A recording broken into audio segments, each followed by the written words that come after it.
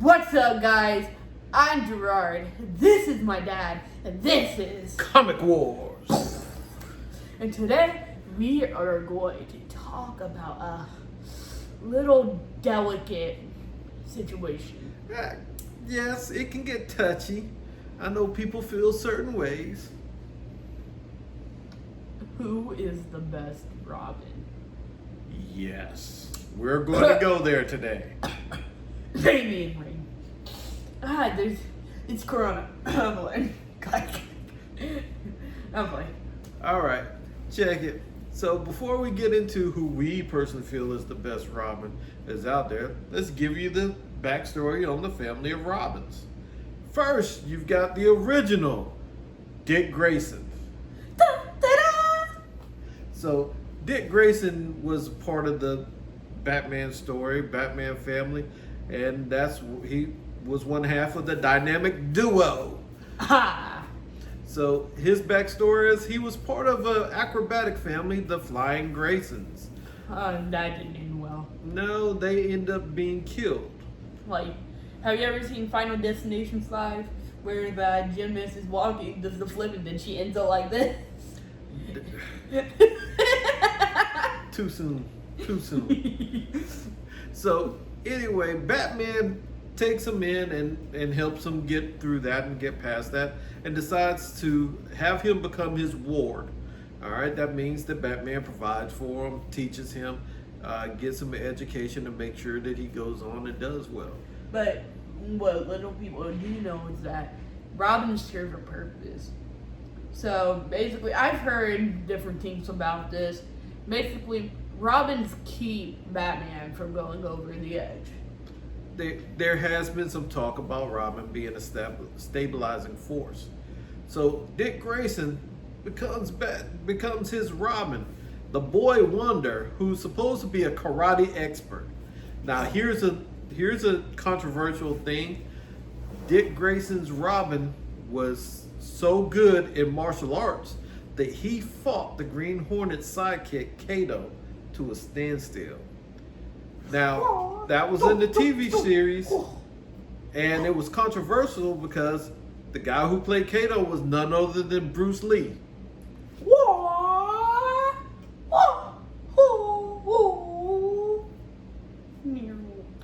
Your kung fu is not up to stuff.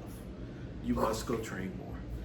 So that was one of the things with Dick Grayson.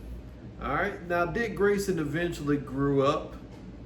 He became part of the Teen Titans, the leader, and then eventually he even wanted to distance and separate himself from Batman further, became Nightwing, left the Teen Titans and moved to a city named Bloodhaven and became the resident hero for that city. So after Dick Grayson kind of moves on, he's making that transition to Nightwing. Bruce Wayne, Batman, finds Jason Todd. Jason Todd is an orphan of sorts.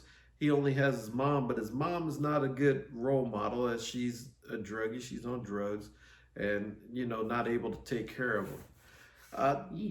Yeah, that presents kind of a different edge for Jason Todd.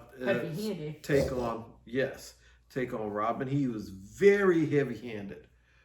He would go the extra step and hurt different people, and Bruce Wayne, Batman, tried to curb that in him, but you just saw it. Now, his story arc ran for a number of years, but eventually in the storyline, A Death in the Family, he met his end by Joker.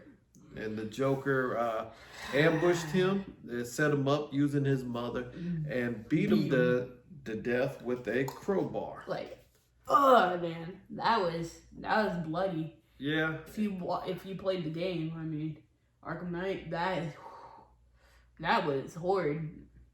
Yeah. I've seen rock. And then to add insult to injury, he blew up everything. Blew the whole part. As we now know, that came out, Jason Todd actually did not die. He later became the Red Hood. It was even more heavy-handed. He killed people. Yeah, he killed people, and he does that. But now he's back into the graces of Batman and rejoined the Bat family. Next, after Jason Todd died, came Tim Drake. Now, Tim Drake was, here's an interesting fact. One of the story origins for Tim Drake has him being in the audience on the night that Dick Grayson's family died as a little kid. And so that affected him and brought it kind of full circle when he found out through his detective skills that Bruce Wayne and Batman were the same person. So that impressed Batman, but Batman was really cautious because of what he went through with Jason Todd. So he had him go through things that nobody else did. Training to make sure that he was ready. And how he proved that he was ready, he saved Batman's life from the Scarecrow. Now that's amazing. I mean, like, Scarecrow is one crazy dude. I mean, that gas of his. Yeah, he's that'll no mess joke. you up, man. That's crazy. So the next shorter-lived Robin was Stephanie Brown. Stephanie Brown was a superhero. Knight? No, not Arkham Knight. Stephanie Brown was she was in the Arkham Knight type deal, but she was a superhero, villainish, called Spoiler. She was the daughter of the Clue Master, and she became Tim Drake's girlfriend. And by, she took over Robin when he became the Red Robin. All right, now that didn't last too long because she kind of went on, and Stephanie Brown actually has the distinction of being in this continuity, the main DC Universe continuity, the only person that was a Robin and Batgirl. So then when she left after becoming Robin, that paved the way for Damian Wayne. Hey! The son of Batman. Oh my gosh, man. Like, I love him. I love him. He's rebellious. He's cool. He's Robin. Where did that voice come from? He ain't been in the movie, but he's gonna sound just like that. He's Robin. So he sounded like that when he was like 3 or 4. He was like, I'm Robin. I'm Robin. okay. You didn't do it right. You had to do it just like Ben Affleck and Christian Bale and all of them. You know, they wrote his voice. Okay. Where is she? Damian Wayne is, like we said, the son of Bruce Wayne and Talia al Ghul, Ra's al Ghul's daughter, which makes him Ra's al Ghul's grandson. And hence heir to the throne. Yeah. So he was trained by the League of Assassins, so he is really deadly. I mean, this man, he carries around a sword. He has a hood on in his costume. This is crazy, man.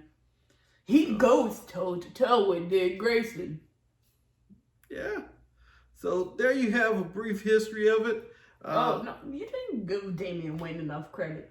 I mean, he punched, who was it? Jason Todd. Okay. Off the Tyrannosaurus Rex. Well, now we're going to talk about who we feel is the best Robin. As you say, go ahead. Yours is obviously Damian Wayne.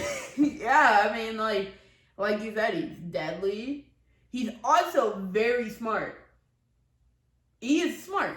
He's smart. I mean, he's Bruce Wayne's son. He's and not knowing that, but he also is great with stealth. And that's Batman's criteria. You know, he does things in the shadows. But then again, he is more heavy-handed than Jason Todd. Because he was assassin. Raised as an assassin. Of course he's probably killed more people than Batman. Probably. So I feel like he is the best Robin. I know. Like, I might be biased because he's like one of my favorite characters in the DC universe. Well, you said a key thing. You said that stealth was one of Batman's main attributes, right? Do you know what Batman was most famous for? What? Detective. Hence, my favorite Robin is Tim Drake.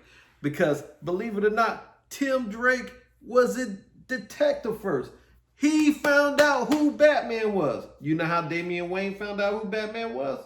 He was his father. His mama told him. Yeah, after, if we're going into animations, she seduced him. It don't matter. He didn't find out on his own who his dad was. And His mama had to tell him. Oh, and if Bruce Wayne was such a detective when he knew he had a son? Nope, not at all. There's a lot of people who don't know that. But what I'm saying is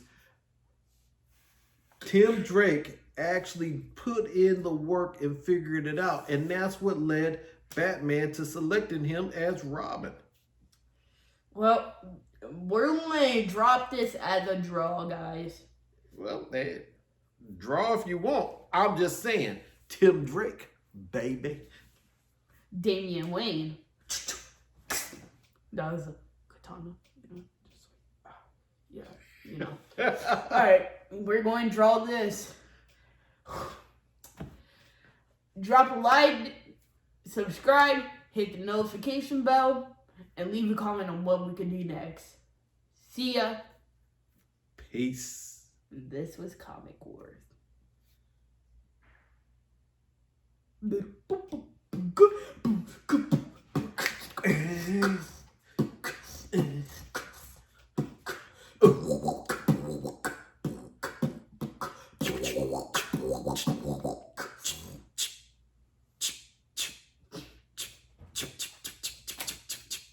That was me scratching. What you want to